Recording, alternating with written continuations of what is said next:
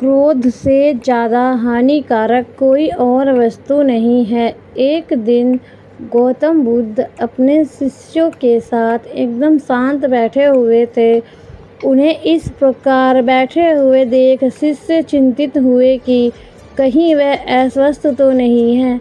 एक शिष्य ने उनसे पूछा कि आज वह मौन क्यों बैठे हैं, क्या शिष्यों से कोई गलती हो गई है। इसी बीच एक अन्य शिष्य ने पूछा कि क्या वह अस्वस्थ हैं, पर बुद्ध मौन रहे। तभी कुछ दूर खड़ा व्यक्ति जोर से चिल्लाया, आज मुझे सभा में बैठने की अनुमति क्यों नहीं दी गई है। बुद्ध आंखें बंद करके ध्यानमग्न हो गए। वह व्यक्ति फिर से चिल्लाया, मुझे प्रवेश की अनुमति क्यों नहीं मिली। इसी बीच एक उदार शिष्य ने उसका पक्ष लेते हुए कहा कि उसे सभा में आने की अनुमति प्रदान की जाए। बुद्ध ने आंखें खोली और बोले, नहीं, वह अछूत है, उसे आज्ञा नहीं दी जा सकती। यह सुनकर शिष्यों को बड़ा आश्चर्य हुआ। बुद्ध उनके मन का भाव समझ गए और बोले, हाँ, वह अछूत है। इस पर कई शिष्य बोले, हमारे आश्रम में जात पात का कोई भेद ही नहीं, फिर वह अछूत कैसे हो गया।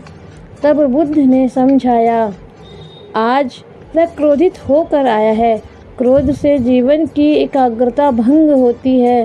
क्रोधी व्यक्ति प्राय मानसिक हिंसा कर बैठता है। इसलिए जब तक वह क्रोध में रहता है तब तक वह अछूत होता है। इसलिए उसे कुछ समय एकांत में खड़े रहना चाहिए। क्रोधित शिष्य भी बुद्ध की बातें सुन रहा था। पश्चाताप की अग्नि में तप कर वह समझ चुका था कि अहिंसा ही मनुष्य का महान कर्तव्य व परम धर्म है। वह बुद्ध के चरणों में गिर पड़ा और कभी क्रोध न करने का प्रण लिया। शिक्षा, आशय यह है कि क्रोध के कारण व्यक्ति अनर्थ कर बैठता है और पश्चाताप उसे बाद में होता है, जिसका कोई लाभ नहीं मिलता। इसलिए हमें क्रोध नहीं करना चाहिए। असल मायने में क्रोधित व्यक्ति अछूत हो जाता है और उसे अकेला छोड़ देना चाहिए। क्रोध करने से तन, मन और धन तीनों की हानि होती है।